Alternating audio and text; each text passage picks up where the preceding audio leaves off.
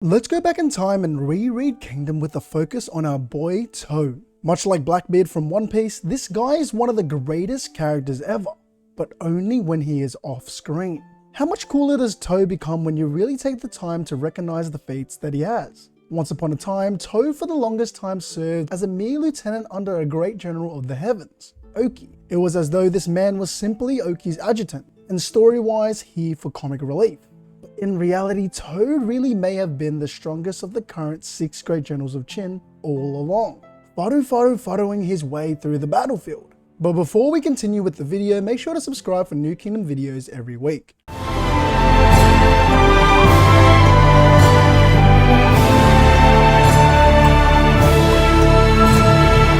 To begin with, let's talk about purpose, ambition, desire, dreams. This is a recurring theme in Kingdom, and for most of our beloved 6 great generals of Qin. For Mobu, he simply wants to prove that he is the mightiest man in China. Osun, we all know, desires his own kingdom.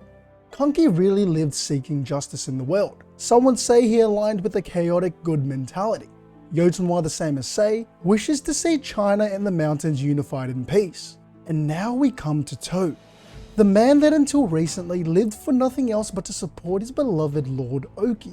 So what drives Tou? It doesn't seem like he has any ambition, since the reason he lived has now passed. But much like Shin and Sei, Tou's purpose revolves around moving forward without hesitation for his loved one who has passed. So instead of serving Oki, he is now carrying out his legacy, which incidentally is to carry out Sei's dream of unification. Now, at first glance, it might seem kinda lame for someone's purpose to completely revolve around someone who has passed. But the difference here is that Tou doesn't constantly wallow in Oki's shadow. His whole pride was born from following someone who he believed to be truly great. So now by supporting Oki to the full, he was able to become great himself. So to put it simply, Tou isn't just carrying on Oki's legacy, but he also believes in his lord's desire. He wants to accomplish what Oki couldn't live long enough to accomplish, and that is to help the new generation of Qin's great generals blossom by mentoring and indubitably believing in them.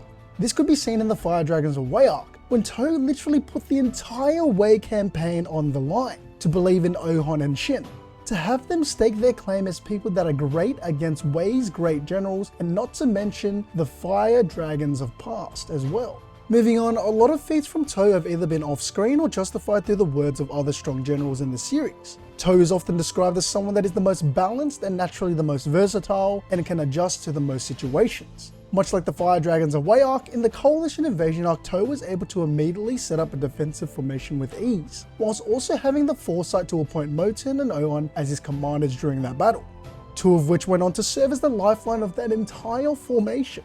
It may not seem as epic as the lion-like instinctual warfare displayed by Jukio, or the psychological mind effery by Kanki, but Tou being a jack of all trades might end up being the best thing we can ask for in a world full of warfare and instability. People argue that Tou has not done anything amazing. I agree that it would be awesome to see some on-screen feats from him, but to be honest, Tou is really solid. I mean, I don't think bro has ever lost a fight. At the most, he stalemates, if he isn't outright winning or folding great generals. Yes, Mobi has his feat against Kanmei, Osun against Roboku, Kanki against Kocho, Yotenwa against the Quan Rong with zero food, but we forget Tou was there every step of the way for Oki's victories. Oki and Tou went toe to toe. With the likes of the 3 great heavens of Shao and 7 fire dragons of Wei among others in their prime. And you're telling me bro isn't strong? I know the off-screen agenda is outrageous, but come on. If we're gonna take away Tou's W's, we better take away Shin's or Moten's or Ohon's W's. Because God knows how many times Kyokai or Rikusen or Kanjo were crucial in any given battle. I mean, even in the Battle of Bio, did we forget? Tou with his little cavalry unit slayed the Shao Commander-in-Chief with ease. Someone that before Roboku came was the only competent general level commander in all of the state of Shao. Before we wrap up, let's look at some of the things that Tou has done. He fodderized Chu's mighty general Rinbukun and said, nah, I'd win. When this bozo said that Chu's generals were equal to Qin's great generals and tried to disrespect Oki. Not to mention, while he was clearly casually dueling Koyoku, bro was having his Tom and Jerry moment. Like, come on. And some people say this is a feat against Tou. Please. During the Fire Dragons of Wei arc, Tou presented himself as bait perfectly. Like bro just has no flaws. It's alright not to have some kind of special gimmick. He's all reliable. To top it all off, Tou once again is placing his belief in the next generation, giving comfort to Shin to voice his opinion without any pressure, because he believes in the great general Shin will become, whilst everyone else still thinks bro is an idiot. All in all, Tou is my GOAT. He's reliable, he's solid, and for Chin, this is a really good thing to have. To be reliable and versatile on offense and defense. But yes, again, more on-screen major feats would be cool, but Tou might just secretly be the strongest. Anyway, like always, this is food for thought. I would love to know what you guys think of Tou in the comment section below. Is he a GOAT? Is he a fraud? Is he an Oki clone?